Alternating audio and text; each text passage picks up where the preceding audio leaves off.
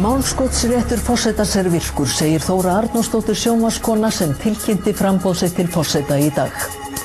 Gríðarleg fagnaðarlæti brutust út þegar Þóra Arnórsdóttir tilkynnti formlega að hún gæfi kost á sér til embættis forseta Íslands.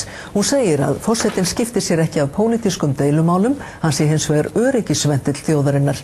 Erla Hlynsdóttir segir frá. Gríðarlegur fjöldi var saman kominn í Hafnaborg í Hafnarfirði þar sem Þóra tilkynnti ákvörðun sína nú síðdegis. Þetta voru vinir hennar, kunningjar og aðrir stuðningsmenn. Þóra sagðist á að fundi fyrir miklum stuðningi úr öllum áttum. Og þessi miklu stuðningur hefur mikið með það að gera að ég stend hérna með ykkur í dag til þess að tilkynna það formlega og opinberlega að ég hafi ákveðið að bjóða mig fram til embættis forseta Íslands.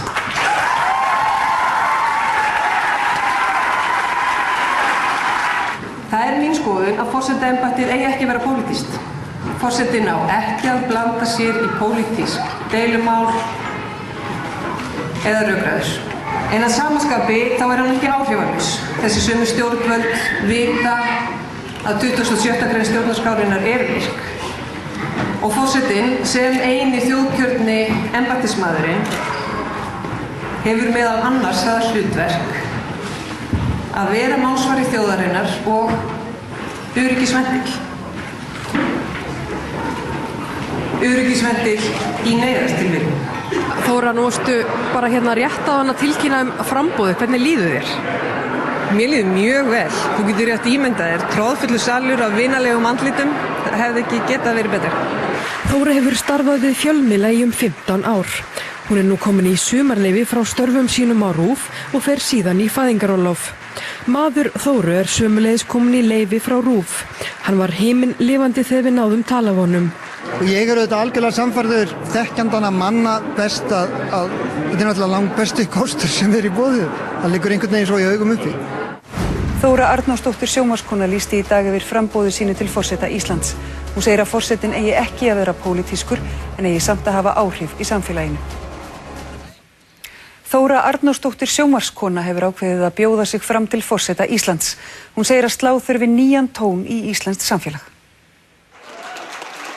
Stuðningsmenn Þóru fjölmenntu á fund sem hún hafði boðið í Hafnarfirði í eftirmiddaginn. Nafn Þóru hefur ítrekað verið nefnt í sambandi við mögulegt framboð. Þóra tók af öll tvímæli í dag, en hvers vegna ákvað hún að bjóða sig fram? Vegna þess, eins og ég lýsti kannski hér í ræðunni, að þá er einfaldlega komin tími til þess að breyta tón í þessu samfélagi og ég held að ég geti að minnst lagt mitt af mörkum til þess að svo verði. Þóra segir að forsetinn eigi að leiða saman ólíka hópa í samfélaginu og hjálpa þannig til við uppbyggingu þess. Hann eigi ekki að vera pólitískur. Hvað á hún við með því? Bara einfaldlega það sem ég sagði, forsetinn blandar sér ekki í pólitískt deilumál. Það er Alþingis og löggjafarvaldsins að gera út sín mál. Það þýðir hins vegar ekki að hann sé áhrifalaus. Þú talaðir málskotsréttinn, hann væri virkur. Ég held að efist enginn það. Þóra er með BA-próf í heimspeki og framhaldsgráðu í alþjóðastjórnmálum og þróunarhagfræði. Hún hefur starfað við fjölmiðla undanfarin 15 ár, lengst af á RÚV. Eiginmaður hennar er Svavar Halldórsson, fréttamaður á RÚV. Hann hefur tekið sér leyfi frá störfum frá og með deginum í dag.